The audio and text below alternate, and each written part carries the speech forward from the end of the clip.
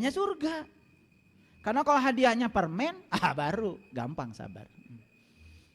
Apalagi hadiahnya mangkuk, seneng ibu-ibu. Betul nggak? Di rumah mangkok banyak, tapi kalau beli sabun dapat mangkok, bahagianya luar biasa. Padahal kita mangkok kan nepi ka imah, betul nggak? Iya, udah nyampe rumah nggak lagi. Itulah kadang-kadang kita jadi boros. Resep ya mah, ayah hadiahna, geus loba eta mangkok di imah. Isina. Betul? Oke, lanjut dulu. Jadi sebetulnya Allah sekarang siaran. Allah memancarkan gelombangnya, memancarkan. Sekarang, kenapa radio kita tidak mendengarkan siaran itu? Satu, radionya sudah, baterainya soak, geus lila. Dua, frekuensinya tidak sama dengan frekuensi yang sedang siaran. Jadi tengarti wae maksud Allah kemana, maksud kita kemana. Balah datang ke dunia bikin rencana-rencana hidup baru, bikin visi baru, bikin misi baru. Wah, siap-siap saja menderita. Jadi saya kasih tahu ya, semua manusia di dunia ini yang hidupnya susah, menderita, banyak konflik. Maaf, penyakit banyak, konflik banyak, ekonomi susah. Itu hanya sekedar pengingat dari Allah. Kamu gak sejalan dengan aku. Cuma itu aja. Kamu tidak sejalan dengan aku. Yuk ikuti aku. Sejalan dengan aku. Begitu sejalan dengan dia, sefrekuensi dengan dia, maka kita bisa resonansi. Persis seperti kita mendengarkan suara radio. Suara Allah itu sekencang itu. Jangan percaya sama saya. Jangan percaya.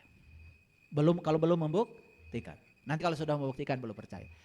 Tapi saya adalah ilmuwan. Dan saya kalau bicara siap mempertanggungjawabkan semua yang saya bicarakan.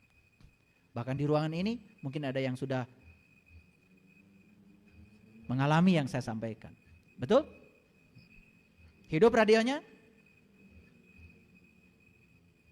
Sok atuh. Omean heula ta radio teh. Rusak, udah lama. Betul? Nah, makanya saya datang ke dunia ini sekarang ingin membantu ngomean radio nu rusak. Ya. Itu aja saya datang ke sini. Semoga ya di ruang dan waktunya semua radio-radio yang rusak itu bisa saya perbaiki. Mungkin cuman kebakar resistornya atau kebakar kapasitornya atau kebakar transistornya atau kebakar diodanya. Gampang. Nanti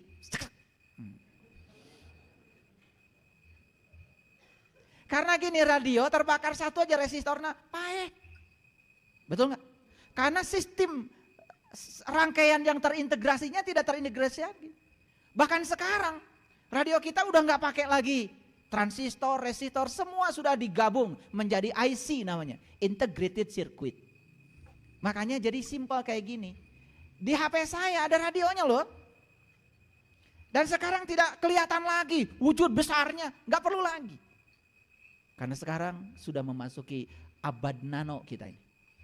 Alat elektronika semakin hari semakin kecil, tetapi kapasitasnya semakin besar.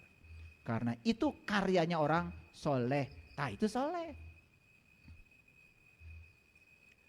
Soleh itu begitu, lain ngagandengan batur. Betul Wahyu, ngerti ya? Jadi proses terjadinya wahyu itu yaitu resonan. Ya cuman kalau kita tentu saja kelasnya beda dong dengan para nabi. Saking sejalannya Nabi Muhammad dengan Allah. Semua yang Allah firmankan itu keterima dengan jelas. Jadilah Al-Quran. Jadi bedanya Nabi dengan kita apa? Sudah tahu sekarang? Hiji merek radiona. Nabi mah mungkin apa ya, radio paling bagus apa Pak? Beda merek lah. Beda merek. Kalau beda merek ketahanan baterainya juga beda kan? Betul nggak? Gitu. Jadi kalau Nabi itu menerima wahyu itu jelas, eces. Karena frekuensinya beliau dengan Allah itu sudah pas. Nah kalau frekuensinya beda, apalagi bedanya banyak, kan gogorokokan. Dari pemancarnya mah sebetulnya lagunya itu dangdutnya itu bener. Nah hari nyampe di radio orang jadi kieu loh, gorokok. Atuh rek nigel oge terus. Gitu sebetulnya. Paham ya? Paham ya? Jadi sebetulnya Allah tuh ngasih siaran pada semua orang. Cuman kita tidak bisa menangkap karena kita belum bisa menyamakan frekuensi kita dengan frekuensi dia. Sok sekarang cara latihannya gini. Allah maha luas, sok luaskan. Luaskan cara pandang kita, luaskan dada kita. Betul? Kayak garam 1 sendok masukkan pada gelas yang isi air 1 gelas, asin. 1 sendok masukkan pada air 1 ember, berkurang. 1 sendok masukkan pada danau, teka rasa. Padahal sama-sama larut. Bayangkan 1 sendok masukkan pada danau yang tanpa batas. Teka raos. Makanya Allah itu maha. Nah mahanya Allah itu Allah mah tidak tersinggung. Kamu mau baik sama Allah untuk kamu.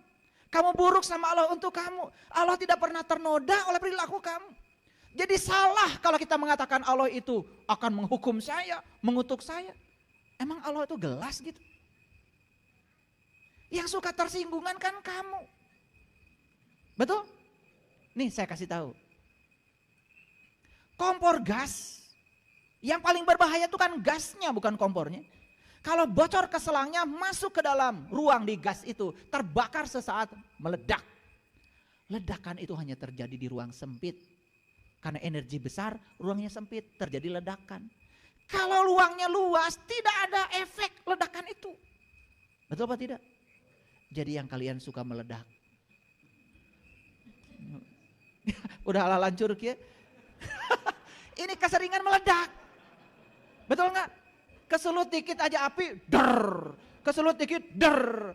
Kesenggol sepeda motor di jalan, itu sampai kanulak cangkeng. Ya Allah, itu ledakan terjadi karena sempit.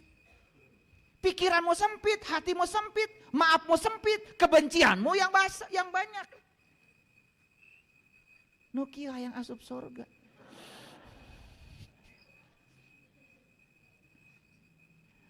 Karaos bu, kencana karasain.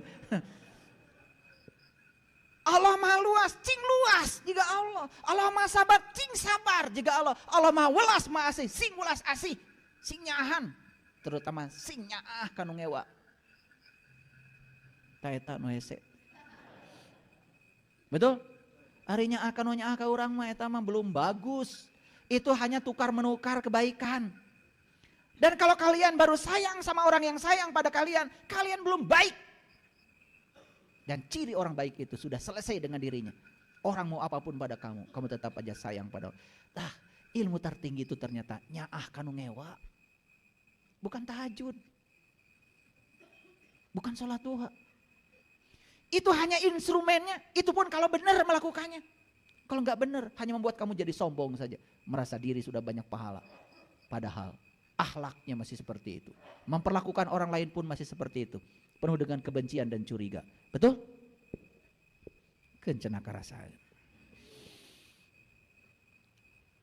Jadi kita ini harus resonan. Supaya apa? Supaya suara kebenaran itu nyata dalam diri. Dan sekarang suara kebenaran tidak nyata. Gara-gara frekuensi kita terlalu jauh dengan frekuensinya dia. Kita menyimpang terlalu jauh dari maunya dia menciptakan kita. Terlalu jauh. Makanya kita harus buru-buru pulang. Jadi sakit itu sebetulnya isyarat. Balik maneh, balik. Sengsara dunia itu isyarat. Buru-buru balik kata Allah. Pulang. Jadi semua yang disebut penderitaan oleh kita hari ini. Allah sedang ngasih isyarat kepada kita. Buru-buru pulang. Pulang. Itu sebenarnya isyarat. Tapi isyarat itu malah diratapi oleh kita. Betul? Malah kita meresapi.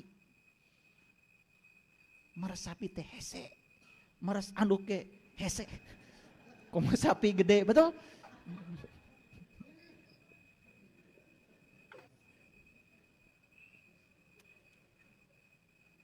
Ngaji itu harus ketawa. Kalau ngaji gini terus itu sesat pengajian itu. Ayo kita lanjutkan. Tetapi tertawanya mentertawakan kebodohan diri, kamana wae orang selama iya. Umur yang ngaku 67. Ayo kalakuan 7. Punten ya, makanya di Quran banyak anak-anak kecil yang beruban. Itu kata Quran. Anak kecil yang beruban teh ari sirah mangges bodas. Ayo kalakuan juga budak. Betul? Masih mending budak mah pas saya sakedeung isu geus ulin deui. Ari maneh? Tangis 3 tahun pas saya tuh beres-beres. Ya Allah. Ari cerita tentang wahyu. Saya mendengarkan suara kebenaran. Cek saha. Frekuensinya jauh. Karena melihat frekuensi seseorang juga tidak bisa dilihat dari kata-katanya. Lihat akhlaknya. Kalau orang yang frekuensinya sudah sejalan dengan Allah, sudah damai dengan dirinya sendiri, tidak ada konflik dalam hidupnya. Wajahnya itu dilihat tuh menyenangkan, teduh. Kata-katanya selalu menyejukkan. Punten, punten. Saya udah punten dulu ya, yang tersinggung. Dan tidaklah bagi seseorang bahwa Allah berbicara dengan wahyu atau di belakang tabir atau dengan mengutus seorang utusan lalu diwahyukan kepadanya dengan seizinnya apa yang dia kehendaki. Nah, jadi cara Allah berbicara satu dengan wahyu kalau kita bisa meresonansikan diri dengan frekuensinya. 2, beliau berbicara di belakang tabir, artinya beliau memang bicaranya tidak keras-keras tapi terdengar suaranya ada. Yang 3, melewati utusan. Maka diutuslah para nabi, para rasul untuk mengeraskan suara kecil yang tidak terdengar dalam diri kita itu. Saya bukan siapa-siapa, tapi semoga saya bisa membantu mengeraskan suara kecil itu yang nyaris tak terdengar sehingga kita bisa mendengar lagi suara kebenaran dalam diri. Tapi setelah mendengar, berikutnya ikuti. Makanya dalam Quran dikatakan alladzina yastami'una al-qaul fayattabi'una ahsanahu ulaika hadahumullah ulaika hum ulul albab. Orang yang mau mendengar perkataan. Perkataan siapa? Perkataan diri sejatinya. Fayattabi'una, dan dia mengikuti perkataan itu. Ulaika hadahumullah. Dia calon penerima hidayahnya Allah. Ulaika hum ulul albab. Tidak lama dia akan jadi ulul albab. Siapa ulul albab? Ahlul bait. Orang yang ingat Allah berdiri, duduk dan berbaring. Mau? Yuk sekarang latihan sederhananya, dengarkan suara kebenaran dalam diri. Oke? Gak apa-apa, ini aja dulu, yang awal dulu. Maaf ya, saya itu ingin mengalami ayat per ayat seperti ini tuh prosesnya lama. Ingin membuktikan kebenaran ayat per ayat itu prosesnya lama. Tetapi kalau kita tekun terus, subhanallah. Ternyata suara kebenaran itu sekarang, saya lagi teriak-teriak begini aja, tidak pernah berhenti suara itu. Resonansi itu tidak terjadi setiap saat. Selalu. Pemancar dengan radionya selalu connect. Ya, lanjutkan. Ya. Sekarang ayat 52-nya perhatikan. Dan kami wahyukan kepadamu ruh dengan perintah kami. Jadi ruh ini sudah ada dalam diri kita? Sudah ada? Sudah ada. Sebelumnya kamu tidaklah mengetahui apa itu kitab. Dan sebelumnya kamu tidak mengetahui apa itu iman. Tetapi kami menjadikan ruh itu sebagai cahaya. Jelas sekali. Jadi ternyata ruh itu Allah jadikan sebagai cahaya. Setelah dijadikan sebagai cahaya, barulah kita akan mengerti apa itu kitab, apa itu iman. Maaf, 1000 maaf. Sebelum kita menyaksikan itu dalam diri kita, kita tidak akan mengerti apa itu kitab, apa itu iman. Gak akan ngerti. Cuman ngarang-ngarang saja buatan kita sendiri. Jadi yang dikatakan Rasulullah, al-iman tasdikun bil qalbi wa ikrarun bil lisan wal amalun bil arkan. Iman itu adalah pembenaran oleh kolbu. Kolbu itu bahasa Arabnya adalah baitullah. Baitullahnya rumah Allah. Makanya surat Al-Fatihah huruf pertamanya apa? Ba. Huruf terakhirnya apa? Nun. Hebat. Kalau kita sudah tahu Al-Fatihah, sudah tahu kuncinya, sudah tahu pembukanya, kita akan bisa menemukan nun dalam ba. Nun itu adalah nur. Ba itu adalah bait. Kita akan ketemu nur dalam bait. Artinya kita sudah bisa menyaksikan perwujudan ruh sebagai manifestasi dari ruh, yaitu cahaya. Tapi bukan cahaya biasa. Tapi dalam Quran disebut nur ala nurin. Cahaya di atas cahaya. Setelah kita sampai di titik itu, baru kita akan mengerti apa itu kitab, apa itu iman. Begitu kata Quran. Sebelum tahu itu, maaf, kita tidak mengerti. Makanya di Quran Allah berfirman di Quran surat Al-Isra ayat yang ke-14, Iqra kitabaka, bacalah kitabmu. Ternyata perintah baca itu adalah kitabku. Tapi kitabnya sampai sekarang gak pernah tahu. Betul? Cara membacanya gak tahu. Makanya sekarang maaf, kita jadi bodoh. Gak tahu apa-apa. Karena kitab diri yang ada di sini belum pernah dibaca. Padahal perintahnya jelas, Iqra kitabaka, baca kitabmu. Al-yawma 'alaika hasiba. Cukuplah itu sebagai juru hisabmu. Jadi namanya alam hisab itu bukan nanti. Alam hisab teh ayeuna. Betul? Karena kalau dihisab sekarang ada kesempatan memperbaiki. Kalau dihisabnya nanti iraha ngomeanana. Kan kalau dihisab sekarang mah walaupun setahun 2 tahun kita masih hidup, ada kesempatan untuk memperbaiki diri. Masuk akal? Oke. Ayat ini ngerti? Jadi Allah menjadikan ruh sebagai cahaya. Kata Allah. Ini bahasa Qur'annya luar biasa. Ya. Walakin ja'alnahu nuron. Takut gak percaya? Walakin ja'alnahu nuron. Nahdi bihi. Man nasya'u min ibadina. Wa innaka latahdi ila syiratim mustaqim. Lihat bagian yang terakhir di ayat ini. Dan sungguh kamu benar-benar memberi petunjuk kepada jalan yang lurus. Ini kata-kata Allah pada Rasul. Jadi siapapun orang yang bisa mengantarkan manusia kepada cahayanya Allah. Dan bisa membuktikan bahwa ruh perwujudannya adalah cahaya. Maka orang itu oleh Allah dipuji. Sungguh kamu telah menunjukkan ke jalan yang lurus. Masih ingat Siratal Mustaqim? Jalannya orang yang diberi nikmat. Masih ingat yang dapat nikmat berapa? Para nabi, para siddiqin, para syuhada, para solihin. Jelas bahwa nikmat tidak ada kaitannya dengan pada berem.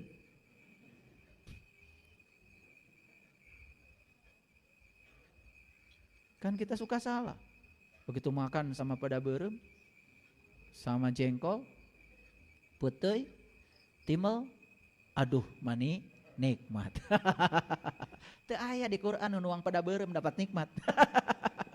Yang dapat nikmat cuma 4, para nabi, para siddiqin, para syuhada, para sholihin. Ya, harus cerdas. Saya sengaja banyak membuka rahasia Quran supaya apa? Supaya Quran yang masih perawan ini bisa kita sentuh bagian dalam. Karena Quran selamanya hanya disentuh-sentuh luarnya saja, dibaca, diperbaiki cara bacanya, diperbaiki tajwidnya, sampai di situ selesai ngajinya.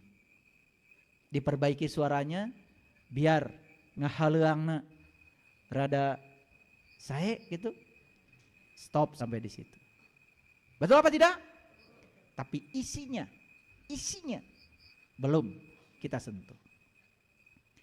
Clear sampai di sini? Oke, lanjut. Nah, inilah ayatnya. Quran surat At-Tahrim ayat 60 ayat yang ke-8. Ini karena panjang ya. Bahasa Arabnya panjang, jadi saya tidak membacakannya. Langsung saja ke terjemahannya.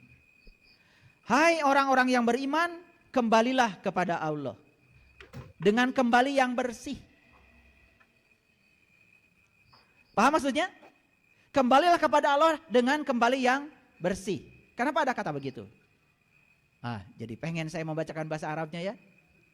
Ya ayyuhalladzina amanu tubu ilallah taubatan nasuha. Jadi nasuha, nasihat, nasyih itu artinya bersih. Makanya kita suka ngomong, kamu harus melakukan taubatan nasuha. Ngerti juga enggak? Artinya kembalikan dirimu yang tadinya bersih menjadi bersih. Gimana caranya? Kembalikan pada jati dirimu. Artinya apa? Ruhku yang ada dalam diri kita itu sentuhkan dengan alam asalnya. Biar dia mendapatkan celupan ilahi, kembali bersih. Itu namanya taubatan nasuha. Jadi saya ingat guru saya dulu, kalau cerita taubatan nasuha itu ilustrasinya begini. Jadi di sebuah kampung itu, di sebuah kampung ada orang tukang kubur mayat, namanya itu Pak Nasuha. Nah, di situ juga ada ustadz tuh, tapi masih hidup, masih muda. Yang tahu kelakuan Pak Nasuha itu cuma ustadz ini aja. Jadi kalau ada yang sudah dikuburkan siangnya, itu malamnya kuburannya digali oleh Pak Nasuha ini. Diambil kain kafannya dan dijual. Nah karena Pak Ustadz ini khawatir nanti kalau dia mati diperlakukan sama, bikin surat perjanjian di notaris itu sama Pak Nasuha itu. Jadi nanti kalau saya mati, kata Pak Ustadz, awas ya, kain kafan saya pasti bagus. Ustadz, pokoknya kalau lihat kain kafan tuh ngiler lah Pak Nasuha itu. Apalagi orang kaya meninggal, udah pasti hilang tuh kain kafannya. Jadi rupanya mati tuh Ustadz. Dan betul kain kafannya, kata Pak Nasuha. Wih, mahal ini. Ini semeternya lumayan. Dia udah lupa perjanjian di notaris itu sama Ustadz. Betul itu. Malamnya dibuka kuburannya. Begitu mau diplosotin, bangun Pak Ustadznya. Begitu bangun, loncat tuh Nasuha. Nah sejak itulah dia taubatan nasuha. Bohong kan? Serius amat kalian kalau dengar saya ceramah, ya. Supaya kalian ketawa, karena ini mau akhir nih, ya. Perhatikan. Ya ayyuhalladzina amanu tubu ilallah taubatan nasuha.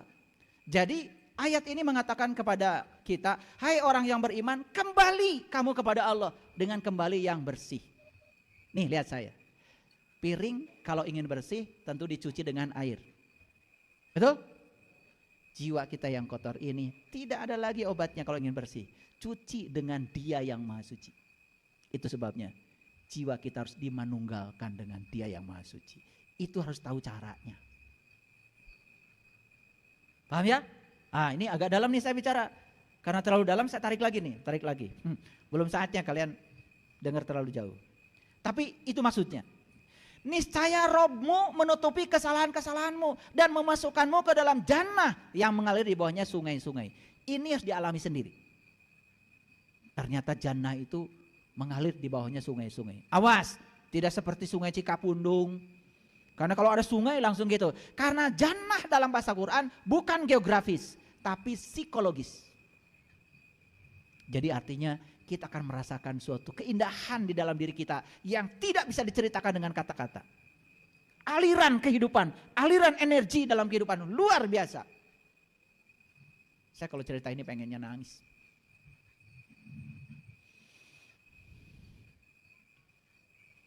Pada hari ketika Allah tidak menghinakan Nabi, pada hari di mana Allah tidak menghinakan orang-orang mukmin yang bersama Dia, sedang cahaya mereka bersinar dan di sebelah kanan mereka. Jadi yang tadi itu ayatnya. Kan Allah kalau kita beriman dan bertakwa kepada Dia, Allah akan menjadikan kita dua kan? Satu dijadikan cahaya, dua diampuni dosa. Dan di sini Allah menunjukkan.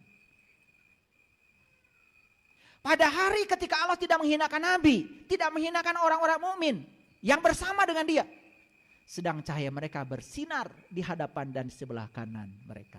Cahaya mereka bersinar. Berarti jadi cahaya?